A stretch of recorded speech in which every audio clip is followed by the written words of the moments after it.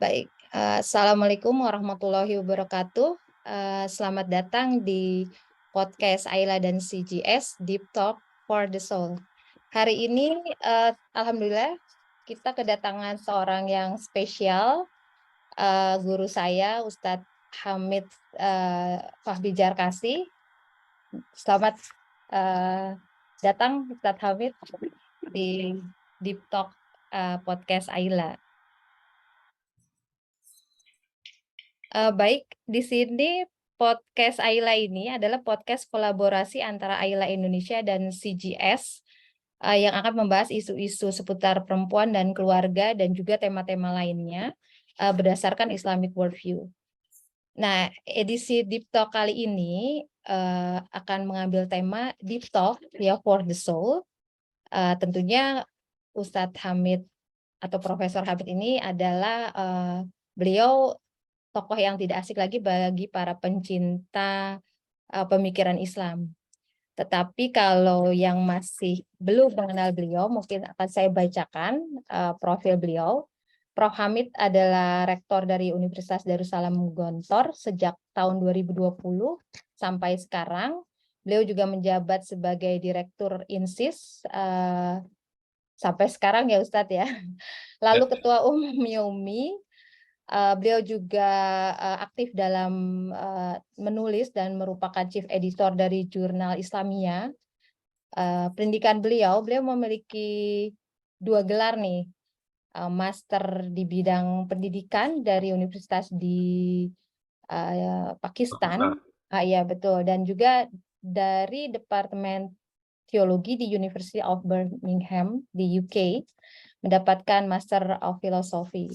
Nah, PhD beliau yang membahas tentang Al-Ghazali terkait konsep of kausalitasnya itu didapatkan dari ISTEC IIUM, di mana beliau merupakan murid langsung dari Profesor Syed Muhammad Naqib Al-Atas.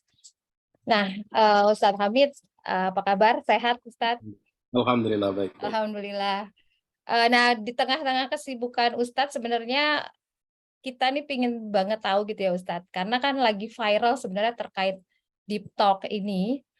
Jadi orang-orang bicara tentang deep talk, perlunya deep talk, dan deep talk itu ternyata katanya bisa membuat orang lebih bahagia gitu Ustadz.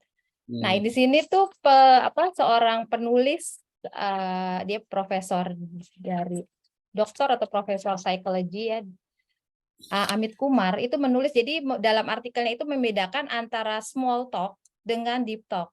Nah, small talk ini kalau bahasa anak-anak sekarang itu percakapan yang receh-receh gitu loh Ustadz ya, yang tidak jelas juntrungannya gitu. Nah, itu kan dengan deep talk yang dia artikan sebagai percakapan yang more meaningful atau lebih berarti include self disclosure gitu. Nah, kenapa Ustadz Hamid dipilih? Karena kita kebayang sebagai anak dari salah satu putra dari pendiri Gontor, dengan kakak yang banyak, orang tua juga yang memiliki anak-anak didik yang banyak, itu kan dalam rumah sehari-hari juga pasti percakapannya itu berbeda gitu dengan keluarga-keluarga pada umumnya. Nah, bagi Ustadz Hamid sendiri, apa sih makna deep talk itu gitu ya, berdasarkan perspektif Islam atau mungkin berdasarkan pengalaman Ustadz Hamid sendiri? Oke.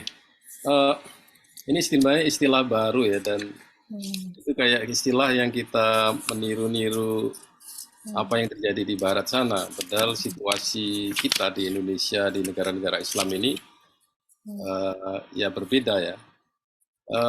Deep talk ini sebenarnya kan ada kaitannya dengan tradisi barat, di mana storytelling itu penting sekali di sana itu ya. Jadi orang mengungkapkan apa namanya ceritanya, kemudian dari situ yang mendengar bisa mendapatkan pelajaran.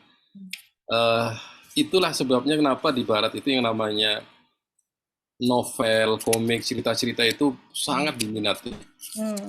Itu akhirnya mereka mengambil pelajaran dari cerita itu gitu ya. Ya, kemudian ada tradisi Kristen yang namanya Christian Spiritual Accompaniment, artinya orang itu berbicara ya kayak menebus dosa itu kan cerita mengenai pengalaman spiritualnya, kemudian hubungannya dengan Tuhan dan sebagainya gitu ya. Bagi saya sebenarnya ini sudah ada dalam Islam gitu ya. Jadi yang namanya tausiah, yang namanya islah, yang namanya silaturahmi itu kan sebenarnya ya lebih TikTok dalam. ya. Lebih Betul dalam betul. gitu loh. Ya. Jadi kayak memang di barat itu gini, orang itu tidak mudah untuk curhat sama teman gitu ya. Saya masih ingat ketika di Inggris itu ada satu istilah yang mungkin masyarakat Inggris ya yang mempunyai kata-kata ini. It is too close, too soon to be close. Too soon to be close. Artinya orang itu kenalan terus langsung akrab itu nggak bisa susah, betul. Susah. Kalau di Amerika mungkin bisa ya, di Inggris nggak bisa. Nah, apalagi mereka untuk ketemu orang yang bisa curhat, kemudian dari situ dia mencurahkan isi hatinya, nggak mudah. Kemudian bikinlah mereka apa yang disebut dengan deep talk ini tadi. Mencurahkan segala keluh kesahnya, didengarkan oleh orang lain mengambil pelajaran. Get simple gitu loh. Betul. Nah itu. Nah, kita di dalam pendidikan dalam Islam itu banyak wacana, banyak media untuk itu gitu ya. Jadi kayak orang tua menasihati kita anak-anak mengenai hidup, mengenai kesungguhan bekerja, belajar, ikhlas, taat orang tua itu kan biasa itu. Tapi tidak biasa yang seperti begitu. Artinya kalau di Islam kita bisa mencari kiai, ustadz, syekh, siapa begitu kan? Di Barat nggak mudah itu. It's not that easy dia. Itu makanya dia perlu istilah deep talk, ya. Curhat yang terdalam mengenai situasi individu dia. Nah ini saya ingin mengomentari aja istilah deep talk ini. Tapi nggak apa-apa lah. Zamannya sekarang kita agak kontemporer gitulah istilahnya. Ya, betul Ustaz.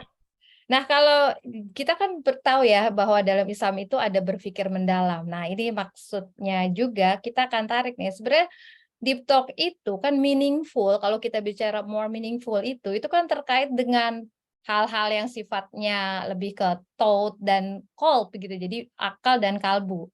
Nah, makanya apa sih gitu ya kalau dalam Islam itu kan mau menjadi deep talk itu sebenarnya dari deep thought ya, dari pemikiran yang terdalam, pemikiran. Nah, menurut Ustadz gimana sih supaya gitu ya kita tuh bisa menjadi orang yang memiliki deep thought itu. Jadi tadi sekedar deep talk yang versi barat tuh yang berbicara cuma untuk mengungkapkan isi hati, perasaan terdalam itu menjadi deep thought gitu.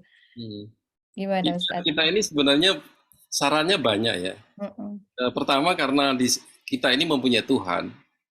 Jadi kita diharapkan supaya curhat sama Tuhan dulu. Kayaknya kan di dalam Islam ada istilah jangan mengharap kecuali kepada Tuhan. Kalau Anda mau kecewa, berharaplah kepada Tuhan, jangan kepada manusia.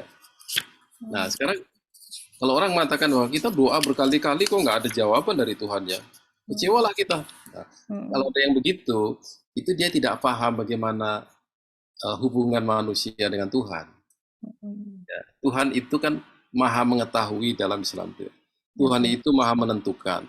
Nah kalau kalian percaya kepada Tuhan yang maha menentukan, ketentuan Tuhan diterima dong. Misalnya gini, ya, Anda berdoa kepada Tuhan, ya Allah, saya berdoa mudah-mudahan anak saya menjadi dokter. Ya. Doa itu kan sangat ideal sekali, bagus sekali. Dia lupa bahwa menjadi dokter itu tidak tidak maslahat bagi dia. Karena dengan menjadi dokter dia sibuk dengan segala macam keperluannya, dia lupa untuk berbakti pada orang tua. Tuhan tahu kalau anak ini diberi gelar dokter dan dokter misalnya ya. Allah tahu bahwa orang ini tidak mampu, gitu ya. Ya, sama dengan orang kampung berdoa, ya Allah, Engkau Maha Kaya, 1 triliun bagimu adalah kecil ya Tuhan. Ya Allah, berilah kami Iya. 1 miliar saja ya Tuhan. Mm-mm. Ya. Allah tahu kalau orang ini dikasih 1 miliar, dia akan goyah Betul, iman betul, betul. bulannya. Jadi kita mesti tahu juga ukuran diri kita dan kita serahkan aja sama Tuhan. Ya, sekarang kalau kita curhat sama Tuhan segala persoalan yang kita hadapi, itu sudah deep talk sebenarnya. Iya, betul, Dan deep talk, betul. apa namanya, berkeluh kesah, berzikir menyebut Tuhan. Ini kepercayaan yang saya kira tidak ada di Barat Ada, ini ya, ya. kayak ini nggak ada gitu ya. Mm. Jadi tadi kalau kembali kepada pengalaman saya sebagai anaknya orang yang mendirikan pondok gitu ya, itu aspek deep talk ini banyak ini ya, jalurnya. Pertama, orang tua mendidik dengan cara maksimal. Pendidikannya keras. Saya bukan orang yang dididik dengan penuh kemanjaan gitu. Allah pun tidak mengizinkan saya bermanja-manja dengan ibu saya karena umur 6 tahun saya sudah ditinggal ibu saya. Jadi saya harus dididik oleh orang tua bapak yang begitu keras ya. Dengan disiplinnya, kemudian dengan apa namanya, cara bahasanya kepada anak-anak itu ya hampir militeristik gitu ya. Betul. Bapak, iya. Bapak kan gitu ya, dan beliau mendidik ribuan santrinya dengan cara itu. Kemudian beliau juga mempunyai satu tekad. Kalau saya bisa mendidik 1.000 santri, mengapa saya tidak bisa mendidik 13 orang anak saya gitu. Nah, akhirnya pendidikannya ya agak seperti santri gitu, militeristik, keras dan kaku gitu ya. Tapi ini tidak bisa ditiru oleh semua orang. Karena apa? Pendidikan yang seperti begitu itu disertai dengan doa. Jadi ada keikhlasan di situ. Ya, kita dipukul oleh orang tua itu. Tapi memukulnya itu bukan memukul orang yang kebencian, iya. kebencian. Ya sekarang ini kan kita lihat tuan orang tua Marah, iya. sampai teriak-teriak, anaknya nggak begitu. Jadi ada keikhlasan di situ, ada niat ibadahnya di situ. Nah ini sih itu kan seperti juga saya melakukan ini, ya Allah saya mohon petunjukmu supaya anak-anakku menjadi orang-orang yang soleh dan lain sebagainya kan begitu. Nah doanya orang tua kan selalu Allahumma ij'alni muqimus shalat wa min dzurriyyati. Itu satu hal. Jadikanlah saya orang yang bisa mendirikan sholat dan keturunan saya gitu ya. Berarti ya orang tua tidak egois. Dia berdoa untuk diri sendiri dan untuk zuriyahnya. Nah, di situ. Jadi curhatnya sama Allah bukan sama sesama manusia. Nah, kalau sama manusia ya gitu. Ini menarik Ustadz karena gini ya, karena kalau kita tahu gerakan feminis ya, jadi feminis ini mengencourage perempuan supaya bisa mengeluarkan unek-uneknya kalau perlu di publik gitu ya, di medsos atau segala macam, karena kalau banyak yang speak up gitu ya, banyak yang berbicara keluar, banyak yang curhat keluar, itu problem mereka gitu ya, itu satu, mereka akan lebih relief, lebih tenang gitu. Terus juga mereka bisa mengungkapkan sesuatu yang sebenarnya tabu, yang tidak terungkap, tidak terselesaikan, itu bisa muncul keluar. Nah, kira-kira bagaimana sih komentar Ustadz Hamid dengan ya ini ya cara feminis ini gitu ya, menginikan perempuan-perempuan Muslim? Saya rasa ini tidak pas untuk agama kita ya. Betul. Karena gini, tidak semua yang kita alami harus disampaikan kepada orang lain. Ada istilahnya aib di situ kan. Betul. Ini seperti aurat gitu ya. Jadi ada masalah antara suami dan istri ya, yang itu memang ujian dari Tuhan yang harus diselesaikan oleh suami dan istri. Tidak perlu diselesaikan oleh orang lain. Kalau diselesaikan orang lain, itu nanti akan membuka peluang orang lain masuk. Ya, itu namanya aib. Kemudian Di dalam Islam itu tidak boleh membuka aib diri sendiri dan aib orang lain. Nah, menutupi aib orang lain saja itu ada pahalanya. Apalagi diri sendiri Nah, ya. apalagi diri sendiri. Di situ mau curhat apa sekarang ini? Ya, persoalan bisa diselesaikan kalau kita ini memahami ilmu bagaimana kehidupan ini harus kita jalani. Nah, sekarang gini, di dalam keluarga itu ada orang tua, ada bapak, ada ibu, ada anak, ya, ada menantu. Hubungan-hubungan ini pasti akan menimbulkan masalah karena anak sekarang ini bisa jadi tidak sejalan dengan orang tua. Mantu juga belum tentu bisa sejalan dengan mertua. Banyak hal ya. Itu problematika itu kalau diceritakan kepada orang lain, ya semakin hari semakin banyak masalahnya. Tapi masalahnya gini, itu keluarga apa bagi dia? Bagi orang tua, bagi anak, bagi menantu, what do you mean by family? Gitu. What do you mean? Kalau family itu simply gathering number of people, kemudian becoming rich, bagi saya itu simple gitu ya. Itu sederhana. Anda membangun keluarga untuk sebuah kesejahteraan materi, ya ujung-ujungnya Anda akan bertengkar karena materi tidak akan pernah habis. Keluarga dalam Islam itu adalah kendaraan untuk menuju surga. Ya, kan ada 3 itu kalau kita mati itu kan ya. Anak yang soleh, ilmu bermanfaat, kemudian harta yang 3 hal itu. Keluarga juga harus ada ininya gitu ya. Keluarga ini kalau kita merujuk kepada yang 3 ini, kan anak soleh itu yang tempat alternatif yang pertama gitu ya. Ya, yang utama dalam keluarga gitu. Kalau ilmu yang bermanfaat itu urusan orang tua kan, orang tua sendiri, ya kalau enggak istri sendiri, individual lah istilahnya itu. Tapi kalau sudah anak, ya urusan orang tua. Anak yang soleh itulah yang akan menjadikan Anda masuk surga. Nah itu yang harus dipikirkan. Nah kalau anak itu dibiarkan dididik tanpa menjadi orang soleh, itu kan berarti ada satu hal yang salah di dalam mengerti keluarga itu apa bagi Anda ini. Jadi dalam Islam tersedia sebenarnya ilmunya itu, ya.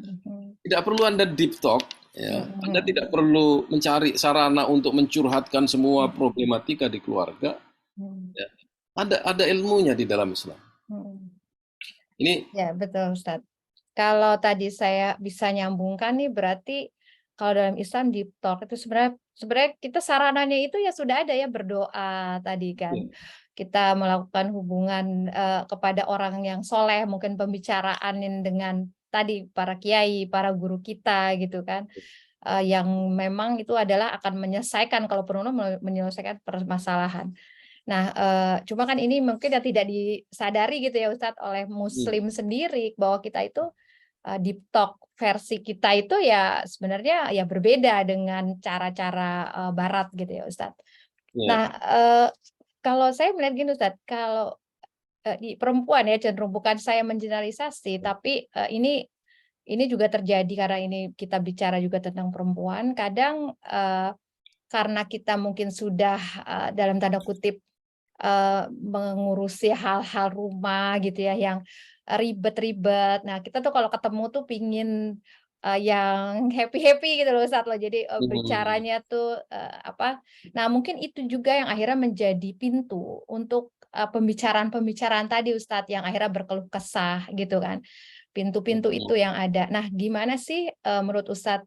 Karena sebenarnya kalau kita bisa membuat nih para perempuan Muslim ini sebenarnya ketemu berbicara, tapi yang dibicarakan itu ya buku, ya pembicaraan yang, tapi sepertinya masih ada anggapan bahwa itu sih terlalu berat gitu ya, itu kayaknya bukan ranah ibu-ibu gitu.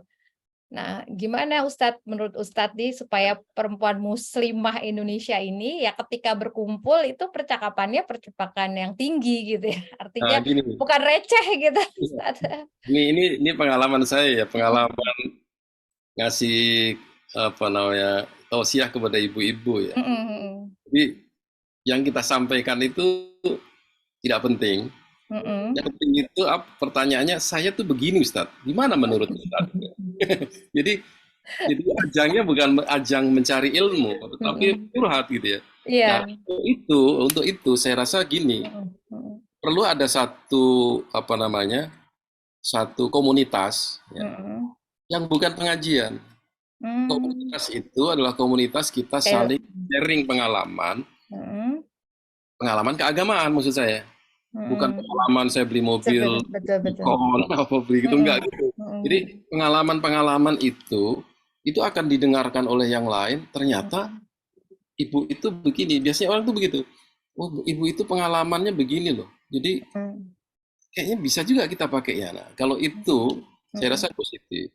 Oke, baik. Jadi orang ingin Misalnya yang ada berhasil dalam wirausaha perempuan gitu Ustaz ya, dia sharing terkait bagaimana sih bisa mencapai itu gitu, seperti itu Ustaz.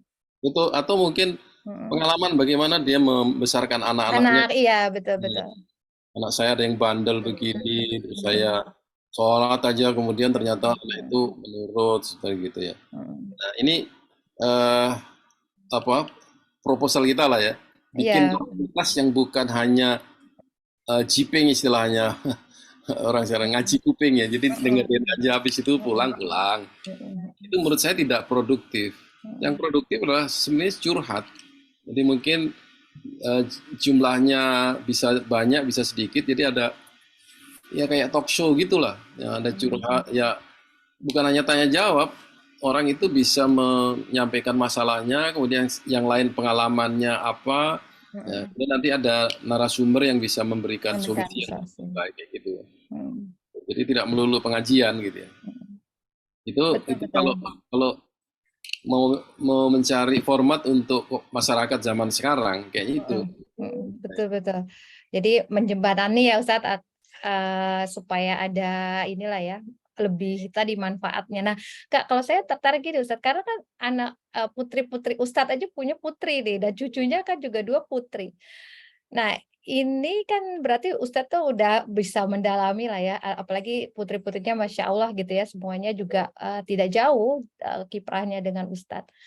Nah, bagaimana Ustadz supaya ya ini ya keluarga muslimah dan perempuan-perempuan muslim kita gitu ya, walaupun tidak mengenyam pendidikan pesantren gitu ya, tetapi punya kecintaan karena kan terhadap buku itu juga bisa mempengaruhi pikiran, bisa mempengaruhi jenis pertanyaan, bisa mempengaruhi jenis percakapan yang akan dipilih gitu oleh seseorang. Nah, kalau Ustaz sendiri gimana sih cara mendidik 6 anak perempuan ini?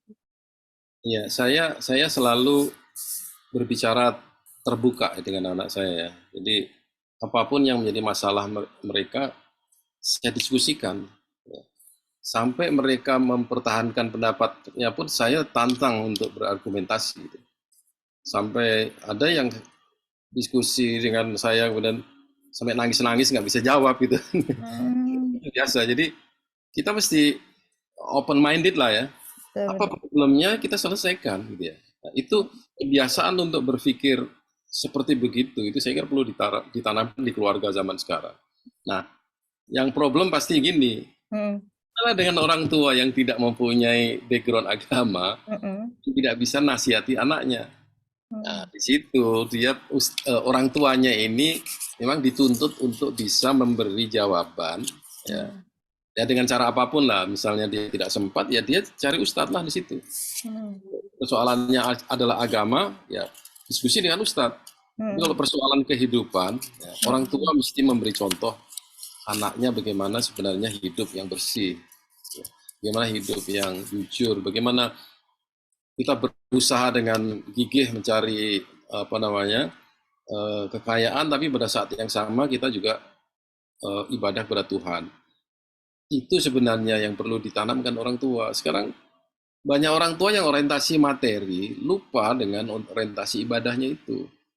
Dia menganggap materi itu membahagiakan. Ini yang sebenarnya perlu dirubah worldview-nya orang tua ya. Kalau cara berpikirnya seperti begitu, ada istilahnya paradigmanya mesti berubah gitu ya. What do you mean by life? What do you mean by family? Ya. Kemudian what do you mean by goodness? Kebaikan itu apa bagi Anda itu? Ya. Ada orang yang begini, hartanya banyak, ya, tapi dia sholatnya kadang-kadang iya, kadang-kadang enggak. Tapi katanya ibadahnya itu diganti dengan sedekah. Saya banyak sedekah. Ya. Ini pengganti saya karena sering nggak sholat gitu. Cara berpikirnya salah di sini. Sedekah itu nilainya 0 kalau tanpa sholat. Itu kan harus ada ilmu itu gitu ya. Ini yang orang tua perlu edukasi itu di situ. Sedekah itu tidak ada artinya kalau tanpa sholat. Makanya Sayyidina Umar kan ingin membunuh orang yang memisahkan zakat dengan sholat. Oh, dilarang oleh Rasulullah. Saking marahnya itu kan. Jadi kalau orang zakat tapi dia tidak sholat, tidak ada gunanya itu. Zakatnya itu. Nah di sini, ini kan worldview ya, cara berpikir yang memang tidak bisa ditawar-tawar dalam Islam. Ini saya kira yang perlu ditanamkan kepada anak-anak oleh orang tua. Dan orang tua mesti ada edukasi lagi di sini. Khususnya ini yang di kota besarnya ibu-ibu muda yang anaknya membesar ini, jangan sampai terlambat. Ya kadang-kadang betul Ustadz, kadang-kadang gini, jadi orang tua tuh dia peduli dengan pendidikan anak dalam artian dia kesehatannya segala macam, lalu dan lain-lain ya aspek itu. Tapi ketika kepada pikirannya nih, saya melihat gitu ya, mereka tuh sepertinya tidak terlalu peduli gitu ya Ustadz ya dengan apa yang difikirkan anak, apa yang dipersepsikan misalnya anak terkait situasi tertentu atau isu tertentu. Nah, itu kan fenomena-fenomena yang kalau saya lihat tuh justru perempuan itu perannya itu adalah mendidik worldview anak gitu. Karena dia yang sehari-hari berada di rumah kan ketika anak cerita misalnya dia baca dari itu atau ngelihat. Nah, itu saya dengar Ustaz Habib ini jadi seperti dinasihatin gitu ya Ustadz ya, karena anak saya kan juga perempuan 3. Nah, bagaimana sih Ustadz ketika tadi ya sikap kritis itu tadi anak-anak karena dididik oleh Ustadz Hamid untuk bisa terbuka gitu ya dan juga debat dengan mempertahankan, tapi dia tetap memiliki adab Ustadz. Karena kan sekarang memang kan kita juga perempuan diinikan sikap kritis ya, tapi ternyata ya adabnya kurang gitu ya. Orang tua nggak hormat, berani menentang dengan secara vulgar. Gimana Ustadz supaya itu ada balance-nya gitu, ada antar sikap kritis tapi dia tetap memiliki adab gitu ya, sopan santun dalam berdiskusi dan lain-lain.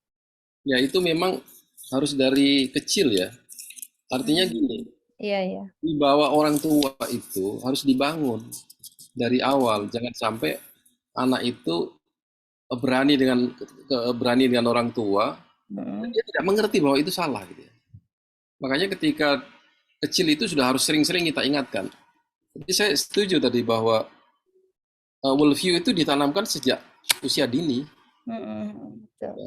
Jadi memahami amanah, jujur, memahami kebaikan, oh itu tidak baik, menghormati orang tua itu pahala, itu harus masuk telinga anak berkali-kali itu. Ya, dan saya yakin anak-anak seumur 5 tahun pun ya kita bicara ilmiah dia paham sebenarnya. Betul. Paham, saya yakin itu. Dia akan menyimpan di situ. Maka bagi saya pendidikan worldview untuk anak-anak sebelum dia balik itu akan diterima sebagai a priori knowledge. Ya, pengetahuan yang tidak terasa, ya tidak terasa masuk dalam pikirannya, dan itulah yang akan terus disimpan dia selama hidupnya gitu. Nah, itu bagi orang tua jangan bosan-bosan untuk berbicara sesuatu yang baik dan positif pada anak. Nah, karena anak-anak sekarang ini kan di rumah sekian jam, di luar rumah sekian jam. Kualitas pertemuan ini yang sebenarnya yang perlu diperbaiki oleh orang tua. Bertemu dengan anak dalam waktu katakanlah 3 jam dalam sehari. Orang tua keluar, anak juga keluar, pulang sudah malam, pagi udah berangkat lagi. Nah, di sini kualitas pertemuan itu yang saya kira perlu ditambah ya dan dimanfaatkan. Ya betul, karena apalagi di kota-kota besar, mungkin kalau saya kan pesantren bisa 3 jam. Tadi saya dengar Ustaz 3 jam agak-agak Maksudnya ketika didikan ke situasi orang tua di Jakarta misalnya atau di Depok lah Jabodetabek itu 3 jam itu wah banget Ustadz gitu.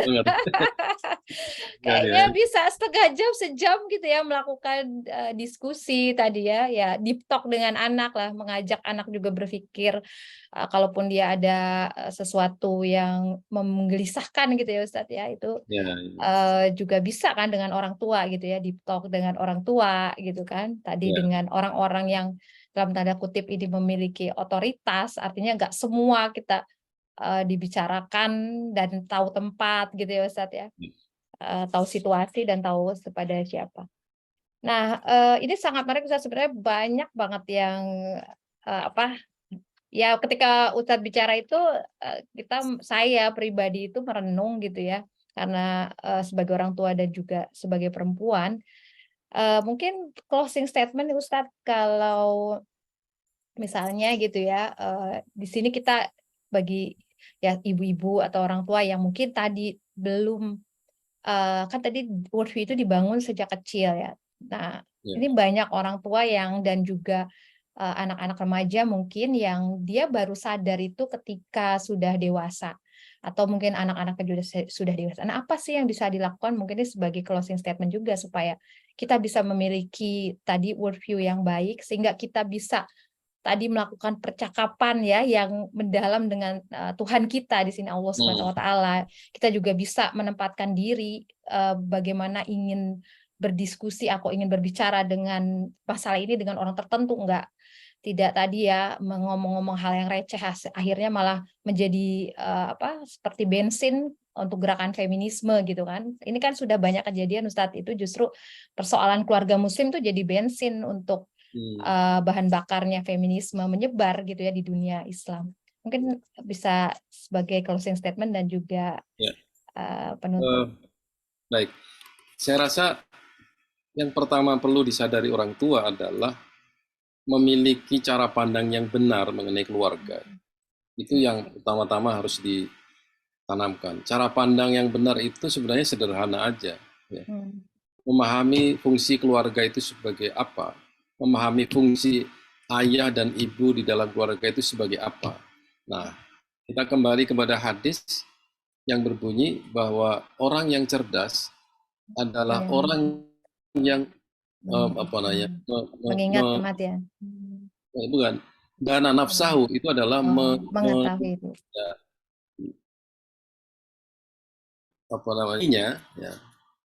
Wa amilama ba'dal maut, dan melakukan perbuatan-perbuatan untuk sesudah mati. Nah, artinya dana nafsahu itu adalah melakukan perbuatan-perbuatan yang itu untuk memperbaiki dirinya sendiri. Nah, ini kan ada ilmunya. Jadi supaya Bapak Ibu ataupun orang tua itu memahami apa yang dilakukan adalah bagian daripada ibadah. Itu yang penting. Saya menyediakan makanan untuk suami saya ikhlas untuk ibadah, bukan untuk dikatakan saya sebagai pembantu. Saya melayani suami saya dengan ikhlas, segala kebutuhan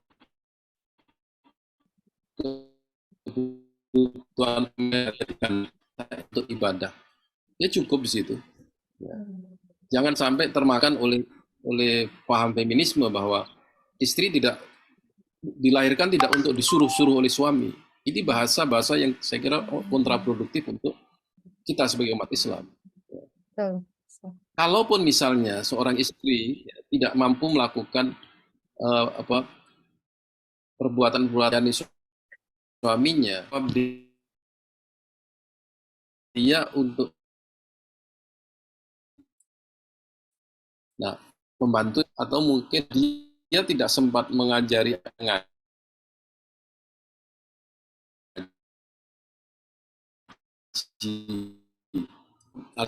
kewajiban itu dilaksanakan cara apapun gitu ya.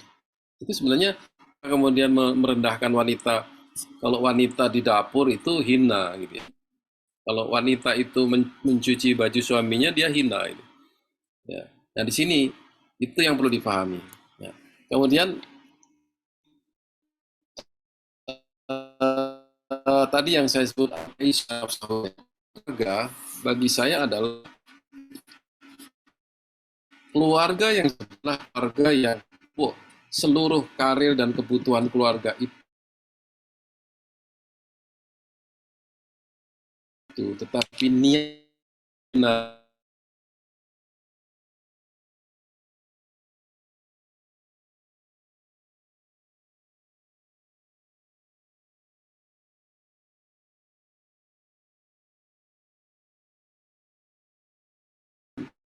yang selanjutnya lahir kebaikan-kebaikan yang lain. Itu namanya rahmat dilakukan, itu adalah bagian dari ibadah kepada Tuhan. Nah, ibadah kepada Tuhan itu harus dikaitkan lagi. Menikah bukan hanya untuk sakinah mawaddah warahmah, tetapi menikah adalah untuk melahirkan zuriyah. Zuriyah ini generasi kan. Berpikir nggak kita, kalau tidak bisa menjadi ulama besar atau tidak menjadi ilmuwan yang besar, berpikir nggak kita, anak kita aja yang jadi gitu. Ini yang tidak banyak diberikan oleh orang tua kita. Kalau kita dengan kemampuan seperti ini, ya, dari orang tua yang seperti itu, kalau kita seperti ini, anak kita mestinya lebih baik dari kita kan. Ini yang tidak terpikir oleh kita. Nah sekarang fenomena banyak sekali, tukang beca anaknya bisa jadi dokter. Ya. Ini tukang bakso anaknya bisa menjadi dokter. Itu sebuah perubahan yang bagus sekali ya. Nah saya tidak berpikir yang seperti itu. Yang saya pikirkan adalah bagaimana keluarga Muslim ini menghasilkan ulama-ulama besar. Itu yang jarang terpikir oleh orang zaman sekarang ini, karena materi begitu dominan di dalam kehidupan. Maka dari itu, marilah kita niatkan ya, kita lahirkan cendekiawan Muslim yang bermoral baik, ya, ulama-ulama yang kualitasnya dunia, dan kita yang melahirkan. Ini yang kita perlu ditanamkan ke dalam keluarga-keluarga Muslim.